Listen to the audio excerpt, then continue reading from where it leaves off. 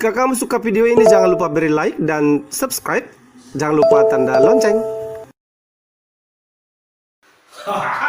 Tadi Bapak melakukan sedikit pemanasan ya, itu peregangan otot. Nah, biasanya kita kan setelah habis olahraga itu badannya terasa pegal ya, ataupun di saat pagi hari terasa sakit nih di bagian lehernya.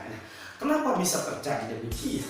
Di pertemuan kali ini kita akan membahas sumber energi pada otot, kemudian mekanisme kerja otot, sifat kerja otot, dan terakhir adalah gangguan pada otot.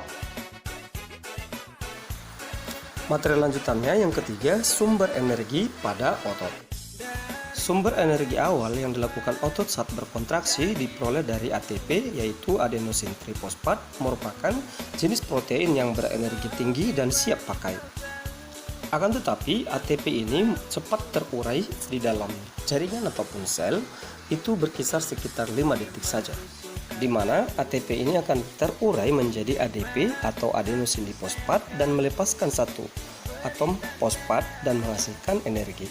Kemudian ADP juga nanti akan terurai kembali menjadi AMP, adenosin monofosfat, dengan lepaskan satu ion fosfat dan dihasilkan energi.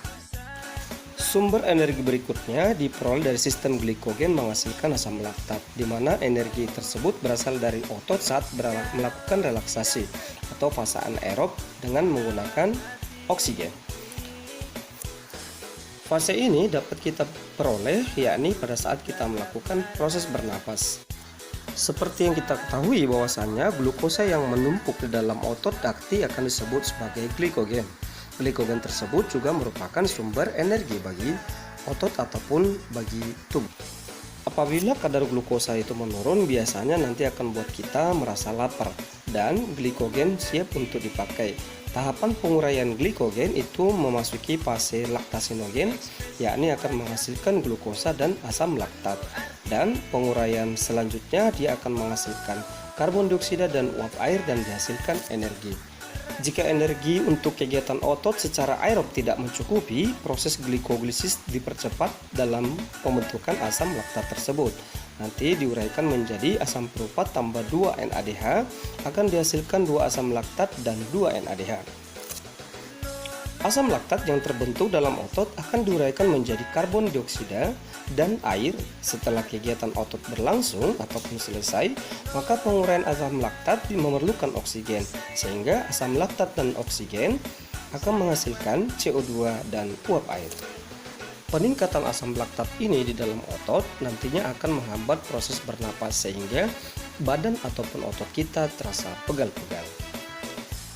Ketiga, penguraian kreatin fosfat menjadi kreatin, fosfat, dan energi. Selain ATP dan sistem glikogen juga dihasilkan nanti energi melalui proses kreatin fosfat, di mana fase ini terjadi saat otot melakukan kontraksi atau fase anaerob, yakni tidak memerlukan O2. Nah, nanti kreatin fosfat akan diuraikan menjadi kreatin tanpa fosfat dan energi. Lalu kembali lagi ADP dan berikatan dengan fosfat akan menghasilkan ATP. ATP diuraikan menjadi ADP dan fosfat dan begitu seterusnya. Materi selanjutnya yaitu tahapan mekanisme kerja otot. Sebelum kita membahas tentang mekanisme kerja otot, ingat kembali struktur otot rangka ya. Bahwasanya otot lurik berikatan dengan tulang melalui tendon ya. Kemudian kumpulannya akan membentuk epimysium. Di dalamnya ada endomysium dan perimysium. Berikut fasciculus otot. Dan serat otot berupa struktur myofibril, di mana myofibril tersebut nanti ada berupa filamen tipis dan filamen yang tebal ya. Kemudian bahwasanya dalam satu sarkomer terdapat nanti garis-garis JIAHMHIZ, yaitu antara 2 garis Z, 1 pita A, dan setengah dari 2 garis I. Penjelasan tentang struktur otot tersebut itu sudah kita bahas di minggu yang lalu ya, coba diulang lagi ya. Bagaimana tahapan mekanisme kerja otot tersebut? Bahwasanya tahapan mekanisme kerja otot nanti itu bisa dilihat dari saat otot berkontraksi dan saat otot melakukan relaksasi. Mari kita saksikan ulasan video singkat berikut. Dari sini ke tengah 1, 2, 3, 4, 5, 6, dan 7, dan berenang sampai bawah.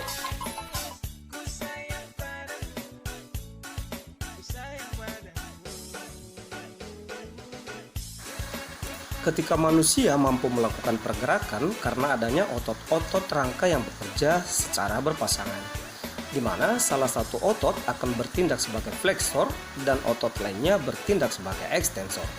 Perhatikanlah otot bisep dan otot trisep yang terdapat pada lengan ini.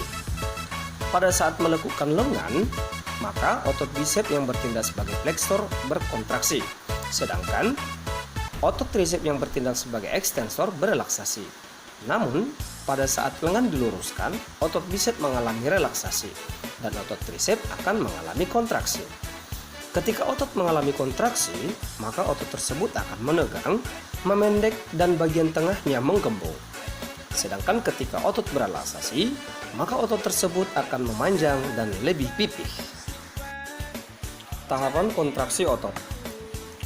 Ketika impuls saraf tiba di neuromuskular junction, maka akan terjadi pembebasan asetilkolin, sehingga memicu terjadinya depolarisasi atau perubahan muatan ion dari negatif ke positif. Pembebasan ion kalsium akan terjadi di retikulum sarkoplasma. Peningkatan ion kalsium akan mengikat troponin. Sehingga daerah aktif tropomyosin terbuka. Lalu kepala myosin berikatan dengan filamen membentuk aktin myosin. Selanjutnya, kepala myosin akan mengikat aktin pada daerah tersebut dengan bantuan ATP, dan otot akan memendek dan menebal sehingga terjadilah kontraksi otot.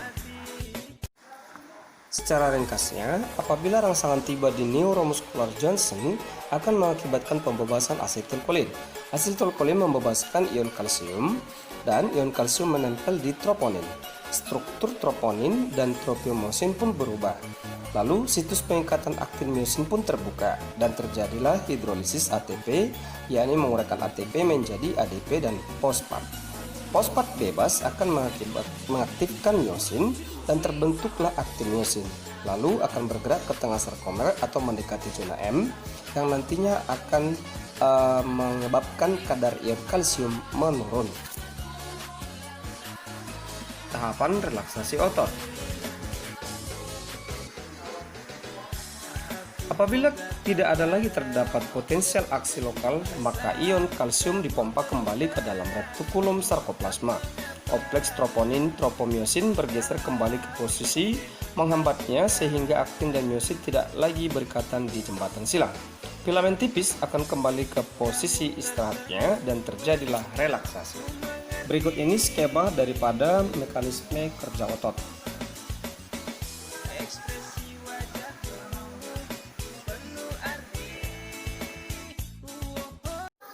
Keempat, sifat kerja otot.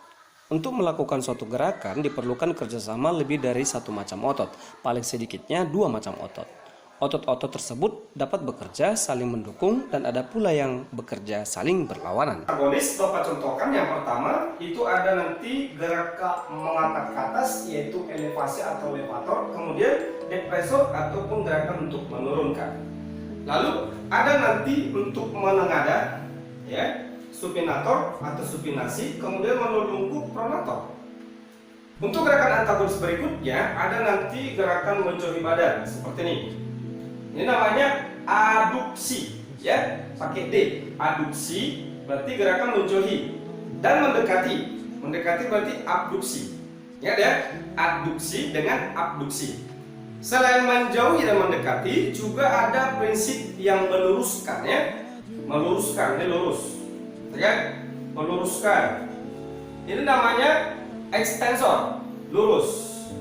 Lalu dibengkokkan, fleksor. Dan ada nanti gerakan inversi, yaitu gerakan memutarkan kaki ke arah dalam. Lawannya nanti eversi, yaitu gerakan memutarkan kaki ke arah luar.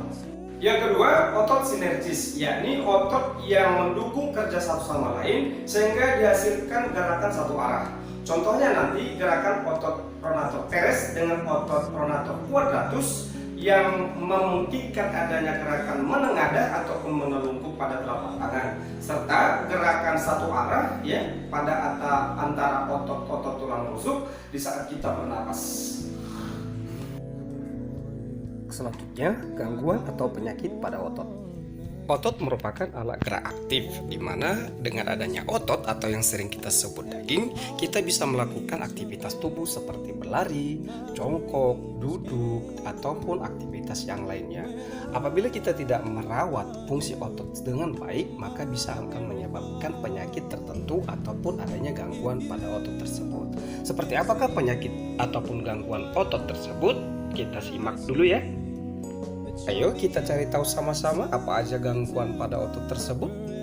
Yang pertama ada namanya hipertrofi, yakni kelainan otot yang membesar dan menjadi lebih kuat karena sel otot diberikan kegiatan yang berlebihan atau aktivitas yang terus-menerus secara berlebihan. Misalnya dalam olahraga nge-gym ya, seperti Kang Aderai gitu ya. Nah, kedua ada namanya atrofi, di mana atrofi ini adalah kebalikan daripada hipertrofi, yakni kelainan otot yang mengecil, lemah, dan fungsinya akan menurun. Hal ini disebabkan oleh penyakit poliomelitis yang dapat merusak sel saraf pada otot. Kasihan benar ya untuk penderita poliomelitis. Ketiga ada namanya stiff atau kaku leher, yakni kelainan otot karena adanya peradangan otot secara terus-menerus di leher, diakibatkan gerakan yang membentak secara tiba-tiba ataupun salah gerak gitu ya. Oleh karenanya itu dianjurkan kamu tidak melakukan pergerakan di leher secara tiba-tiba, nanti kena ya. Keempat ada namanya tetanus.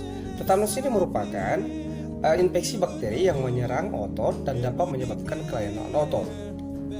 Misalnya bakteri tetanus tersebut dapat menyebar lewat luka. Contohnya saat kamu memijak paku-pakuan yang berkarat, tentu dia nanti akan menyebabkan tetanus. Nanti akan gejalanya kamu bisa kejang-kejang di otot, itu pertanda adanya tetanus pada bagian otot kamu. Gangguan berikutnya yaitu kedutan. Kedutan diakibatkan serabut saraf di dalam otak mengalami kontraksi sesaat hingga pembuluh darah mendapat rangsangan dan membangkitkan aliran listrik yang menyebabkan kejang sesaat. Berikutnya kram atau kelelahan otot. Kelelahan otot terjadi karena otot terus-menerus berkontraksi yang pada akhirnya otot tersebut mengalami kejang yang sangat luar biasa. Gangguan otot berikutnya ada namanya miastenia gravis. Miastenia gravis merupakan penyakit yang terjadi karena terputusnya komunikasi antara saraf dan otot. Penyakit kronis ini biasanya ditandai dengan kelemahan otot dan kelelahan. Kondisi kronis ini dapat terjadi pada semua orang dari segala usia. Akan tetapi, penyakit ini paling umum dialami oleh wanita berusia di bawah 40 tahun dan pria di atas 60 tahun. Wanita juga memiliki risiko 3 kali lebih tinggi daripada pria untuk mengidap penyakit miastenia gravis.